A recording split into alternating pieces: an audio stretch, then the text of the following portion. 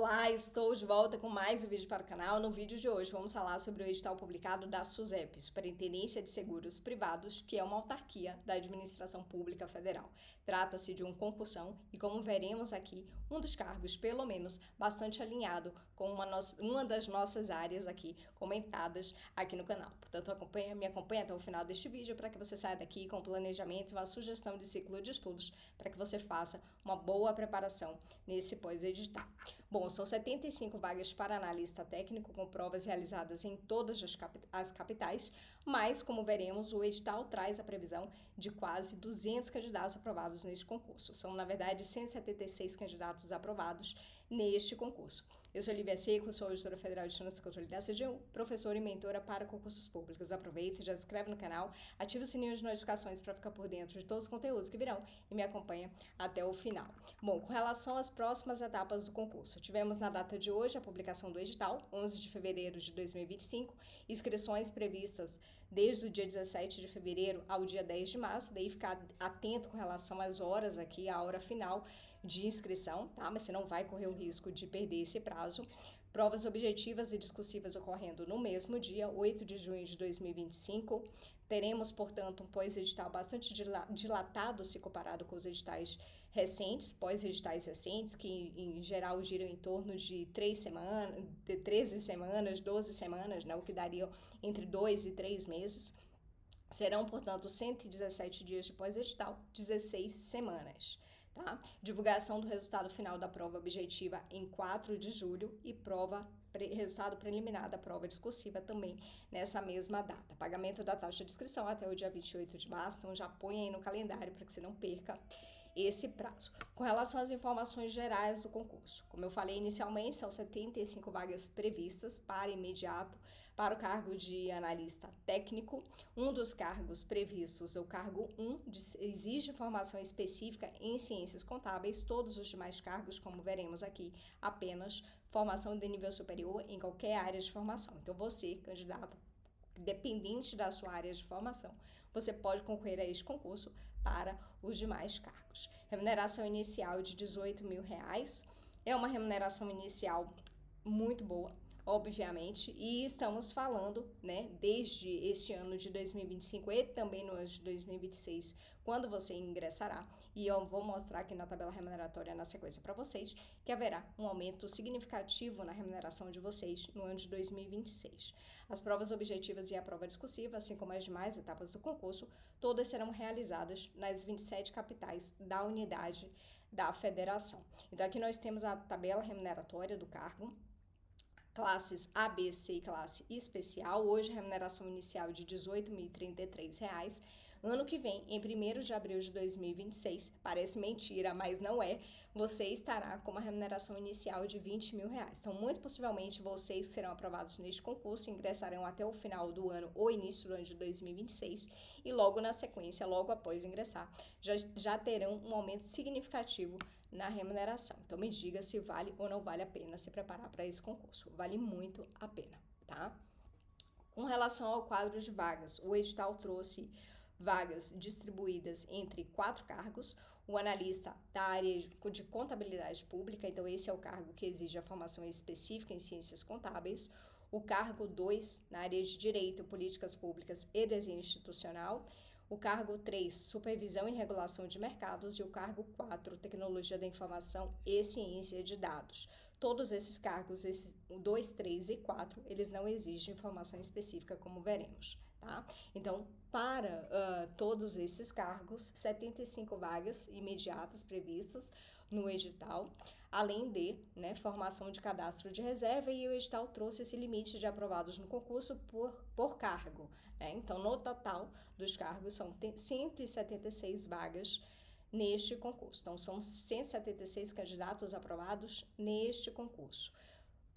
Cargos com maior número de vagas: supervisão e regulação de mercados e tecnologia da informação e ciência de dados. Terceiro lugar, direito, políticas públicas e desenho institucional. E por último, o cargo com menor número de vagas, o da área de contabilidade, mesmo porque os candidatos estariam concorrendo entre eles, né? Entre os candidatos com a mesma área de formação. E o edital trouxe ainda um fato interessante, que é a possibilidade de intercambiabilidade aqui entre os candidatos aprovados nessas vagas. Então, caso não haja candidatos aprovados em número suficiente para suprir todas as vagas de determinado cargo ou área, essas vagas poderão ser revertidas para outras especialidades. Então, foi um detalhe interessante que o edital trouxe, caso não haja o candidato formado, e aliás, se tivesse tido isso no concurso da CGU, muito possivelmente teríamos o preenchimento dos candidatos da área de TI, que sobrou vaga, porque não teve realmente candidato aprovado. Então, veja, foi um detalhe importante, a gente pensa que não, mas isso ocorre na prática, né? Isso ocorre na prática e eu acredito que esse detalhe que foi trazido no edital, ele visa solucionar esse tipo de problema que pode sim ocorrer, né? Aqui nós temos os cargos por área de formação, então só o cargo 1 exige o superior em formação específica na área de ciências contábeis, todos os demais cargos, 2, 3 e 4, graduação de nível superior em qualquer área de formação. Nós temos um detalhe importante neste edital, que é com relação à lotação. O cargo 1, 2 e 4, eles têm previsão de lotação em Brasília, tá? Então, os candidatos aprovados nos cargos 1, 2 e 4 serão lotados em Brasília. Já os candidatos aprovados no cargo 3, que optarem pelo cargo 3, eles poderão ser lotados tanto em Brasília quanto em São Paulo. Metade em Brasília, metade em São Paulo, então lembra que são 30 vagas? Isso, 30 vagas aqui para o cargo 3, então seriam em tese 15 vagas para Brasília, 15 vagas para São Paulo, mas teremos o dobro disso em termos de candidatos aprovados, tá? Muito possivelmente, ao longo aí da vigência desse concurso, todos esses candidatos que estão na lista, estarão na lista de aprovados, serão chamados, tá? Então, um detalhe importante, me diga você, né? Se seria pela área de lotação que você escolheria, se seria pela área pelo conteúdo programático, pelas matérias que compõem ali o conteúdo programático de cada cargo desse, como que seria, né, a sua opção na hora de definir o cargo que você vai concorrer a este concurso. Aqui nós temos a estrutura da prova, as disciplinas que compõem cada um desses cargos. Com relação aos conhecimentos gerais, algo bastante previsível, inclusive, nós temos aquelas matérias que são usuais de concurso e aquela que é específica do órgão. Então, a matéria com maior número de questões ali é a matéria de mercado de seguros, previdência complementar aberta, capitalização e resseguros, com 20 questões e representando ali 15% total de pontos da prova. A prova está dividida em 50 questões de conhecimentos básicos, mais 80 questões de conhecimentos específicos para cada cargo, totalizando, portanto, 130 questões e 130 pontos, tá? Lembrando que essa distribuição ela é feita aqui para o cargo 1, então aqui nós temos P1 de conhecimentos gerais para todos os cargos, P2 para a área de contabilidade pública, a P2 aqui para a área de direito, políticas públicas e desenho institucional e a P3 para o cargo de supervisão e regulação. Na página seguinte nós temos as matérias conhecimentos específicos para cargos de TI e ciência de dados. Então, nos conhecimentos básicos, comuns a todos os cargos, o que é que nós temos além do mercado de seguros? Língua portuguesa, noções de lógica e estatística, direito administrativo e direito constitucional, com um número de questões aqui, de itens, né, bastante reduzido, inclusive. Então, nós temos aqui 20 questões para mercado de seguros, 10 questões de língua portuguesa, né, 10 questões de noções de lógica e estatística, 5 questões de direito administrativo e 5 de direito constitucional. Então, muito possivelmente, matérias que vocês já vêm estudando aí na preparação de vocês, tá? Aqui no cargo 1, conhecimentos específicos, que aqui nós temos uma distribuição equânime aqui da quantidade de questões por matéria, né? Então, todas elas com 20 questões, representando 15% total de pontos da prova, então não tem nenhuma matéria que se destaque isoladamente pela sua importância, todas elas são extremamente importantes. Contabilidade geral, pública, AFO e controle e gestão pública, que é como uma administração pública. Nós temos ali algumas matérias relacionadas à área de controle, inclusive ao próprio Tribunal de Contas da União, tá? Então, é importante e a Controladoria Geral da União quando a gente fala do Sistema Federal de Controle Interno, tá? Então, uma área muito alinhada com os concursos da área de controle. Então, vocês que me acompanham aqui no canal, que se preparam para a área de controle, sim, poderiam prestar este concurso. Principalmente se você está na expectativa do concurso da CGU em 2026, do concurso do TCU em 2026, e você quer seguir a sua preparação de forma alinhada com a área de controle, sim, você poderia realizar a preparação para este concurso. Obviamente que nós temos ali uma matéria específica do órgão, mas é de se esperar que qualquer concurso que você faça, ainda que você esteja dentro de uma mesma área de atuação, digamos a área de controle, você vai ter aquelas matérias específicas para o cargo. Então, por exemplo, digamos que você esteja se preparando para a área de controle e você vai fazer o concurso do TCE Pernambuco, TCE São Paulo, TCE Paraíba,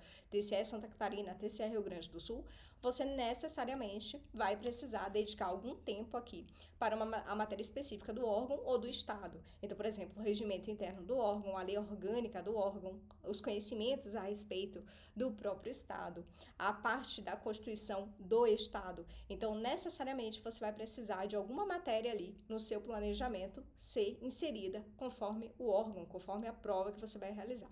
Mas todas as demais matérias aqui que nós temos uma coincidência quase que completa com o conteúdo programático da área de controle. Tá? Então, você que está estudando neste momento para a área de controle, ou até mesmo, né, você que está estudando para um curso da área fiscal que não tem ainda data prevista, ou que está previsto de acontecer em 2026, você sim poderia, né, realizar essa prova com o detalhe de estudar muito bem neste momento essa matéria aqui de mercado de seguros, previdência complementar aberta, capitalização e resseguros, tá? Então, cargo 1 aqui, totalmente alinhado com a área de controle. Obviamente que é o cargo 1 que exige o quê? A formação específica em ciências contábeis. Este é o detalhe. Então, vocês, contadores que estão se preparando para o TCE Rio agora, TCE São Paulo, TCE Rio Grande do Sul, você tem condição de prestar essa prova. Cargo 2, Direito, Políticas Públicas e Desenho Institucional. Ele tem como conteúdo aqui programático as matérias do direito econômico, direito empresarial, direito civil e direito do consumidor, economia e políticas públicas. E daí a gente vai, em tese, perdendo um pouco aquele alinhamento que a gente teria com concursos da área de controle ou da área fiscal. Algumas matérias passam a coincidir, outras já nem tanto. Tá? Matérias mais importantes: direito econômico, direito empresarial, direito civil e direito do consumidor. Lembrando que esse cargo 1 e 2, eles têm lotação em Brasília, tá? O cargo 3 de supervisão e regulação de mercados, legislação específica com 20 questões, matemática atuarial 15 questões, contabilidade 10, auditoria 10, economia e finanças aqui também 10, governança corporativa, gestão de riscos e controles internos 10 e estatística 5 questões. Então, na verdade, esses dois conteúdos aqui, a legislação específica e a matemática atuarial, acaba tendo um peso maior na prova, como foi definido em edital.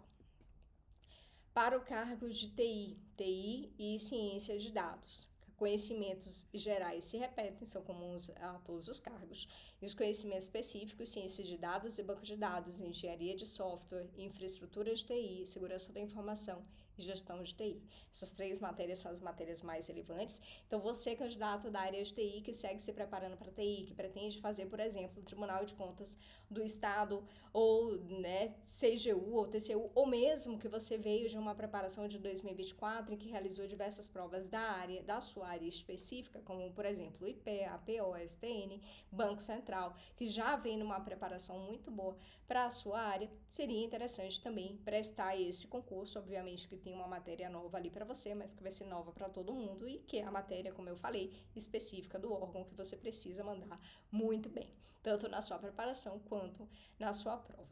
As provas objetivas e a prova discursiva terão a duração de 5 horas e serão aplicadas na data provável de 8 de junho de 2025, como eu falei, então serão 5 horas para fazer os 130 itens da prova, tá? Item certo e errado, vamos lembrar, né?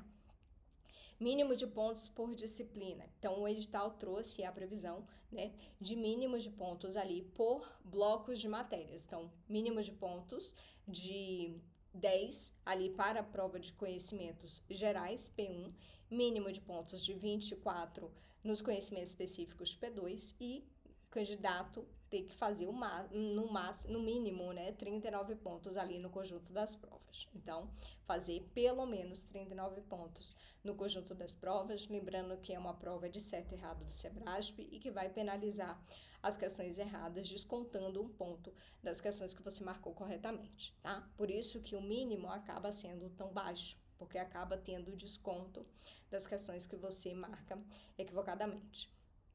Quantidade de aprovados. Então, serão considerados aprovados nas provas objetivas os candidatos não eliminados naqueles mínimos exigidos e classificados dentro dos quantitativos por cargo área especificados no quadro a seguir, respeitados os empates.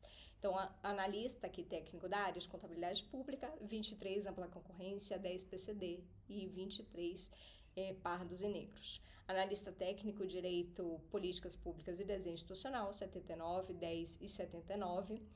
E aqui a área que vai ter o maior número de candidatos aprovados, supervisão e regulação de mercados, ITI e ciências de dados, 114 cada uma aqui na ampla concorrência, mais 114 preços e pardos e 12 em cada PCD.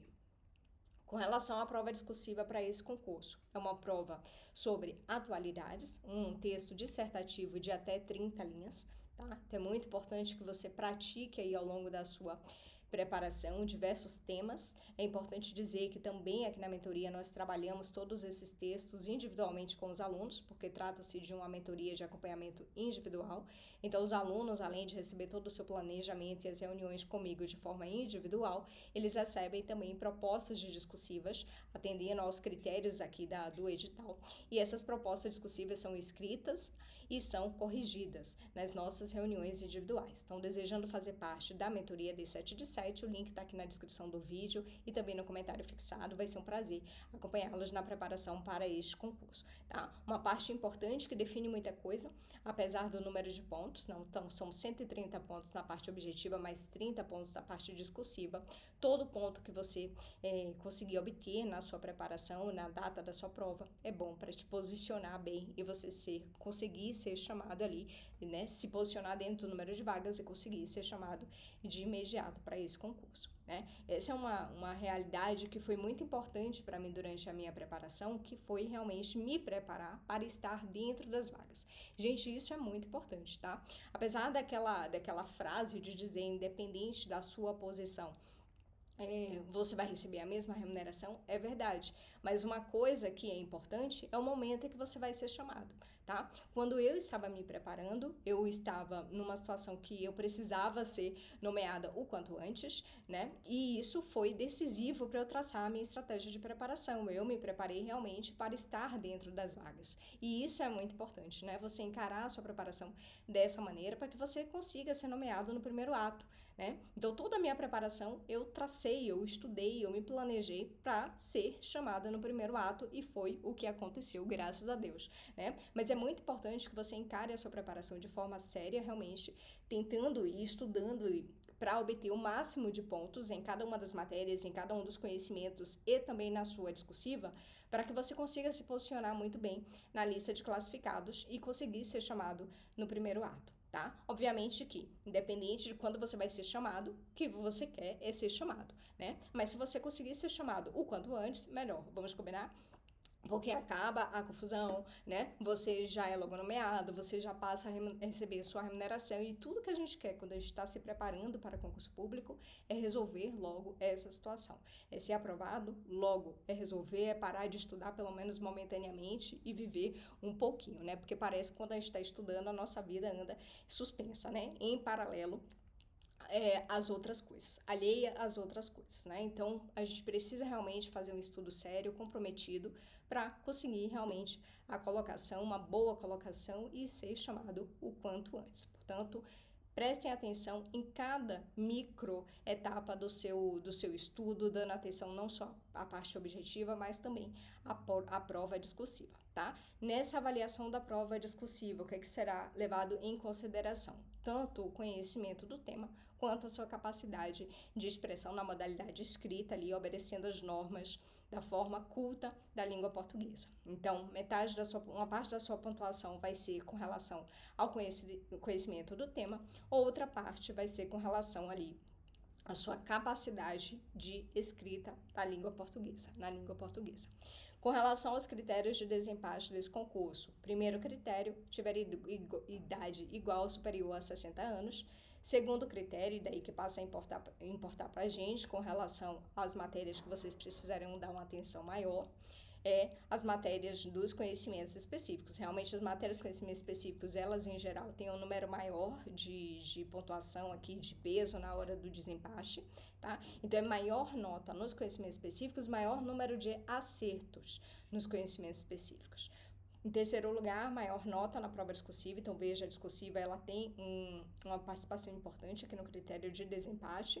Depois, maior nota na prova de conhecimentos gerais e maior número de acertos na prova de conhecimentos gerais, além de tiver maior idade e tiver exercido aqui a função de jurado. Então, cada detalhe desse, cada micro detalhe desse conta para a sua nota final, tá? Porque neste momento a gente não consegue visualizar isso, mas lá na frente, quando sai ali a lista dos candidatos com aqueles numerozinhos todos definindo a sua nota na P1, na P2, na discursiva, tudo isso vai ser levado em conta na hora de te posicionar dentro ou fora das vagas, mais próximo ou mais longe da posição de ser chamado imediatamente, tá? Então, muito detalhe, muita atenção a todos esses detalhes para que você consiga realmente ir muito bem no máximo de contextos aí possível da sua prova.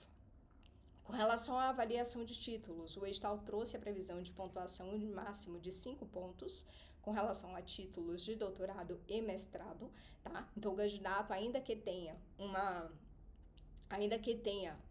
o doutorado e o mestrado, ele não consegue, né? Ou se ele tiver mais de um mestrado ou mais de um doutorado, ele não consegue somar tudo isso, né? Então, por exemplo, digamos que ele tem um mestrado e um doutorado, beleza, ele fechou ali os 5 pontos máximos. Mas se ele tiver, por exemplo, um doutorado e 2 mestrados, ele vai continuar com os 5 pontos máximos, tá? Então, essa é a avaliação de títulos. Lívia, é importante? É importante, né? É importante, acaba pesando um pouquinho ali, só que, né, digamos que o candidato tem ali 1,75 por conta de um mestrado. Você que não tem mestrado ou não tem doutorado, o que você vai fazer? Você vai dar uma atenção um pouco maior à sua discursiva, à sua objetiva, para você conseguir, né, fazer a diferença com relação a essa pontuação que algum candidato ou outro possa ter com relação aos títulos, tá? Então, é fazer realmente uma pontuação na prova objetiva um pouco maior, se empenhar um pouco mais nos estudos nessas 16 semanas para que você consiga obter o máximo de pontos ali na sua prova objetiva e na sua prova discursiva. Aqui eu trago para vocês uma sugestão de ciclo de estudos, considerando as matérias mais importantes, como nós temos ali diversos cargos e diversas matérias ali nos conhecimentos específicos, eu não pude trazer aqui para vocês, né, uma sugestão detalhadamente de matéria para cada cargo, mas eu trouxe para vocês, né, uma ideia de como que vocês vão estruturar esse ciclo de estudos. Nós temos ali que a matéria de mercado de seguros é uma matéria extremamente importante nos conhecimentos gerais e muito possivelmente é uma matéria que você não estava estudando, né? Se você já vem aí se preparando para os concursos, é uma matéria que você não estava se preparando. E as matérias dos conhecimentos específicos. Por isso que esses dois conjuntos de matérias, elas estão assim com uma frequência maior nesse ciclo de estudos que eu sugeri aqui, tá? Então, mercado de seguros, basicamente estudando todos os dias, conhecimentos específicos também aqui com uma carga horária maior na semana. E revezando ali as matérias dos conhecimentos básicos que tem uma pontuação maior, que tem um peso maior, que é língua portuguesa e lógica e estatística, cada uma com 10 questões. As matérias de direito administrativo e direito constitucional, muito possivelmente, além de você já trazer alguma bagagem nessas matérias, né, são matérias que têm um peso menor, uma representatividade maior no total de pontos da prova, porque são cada uma só 5 questões, tá? Não significa dizer que você não vai estudar, você deve estudar, deve revisar, deve continuar fazendo suas questões, seus exercícios, tá? Mas neste momento é mais interessante que você já consiga desenvolver bem o seu estudo e a sua preparação nessas matérias que eu coloquei aqui no ciclo de estudos, tá bom, gente?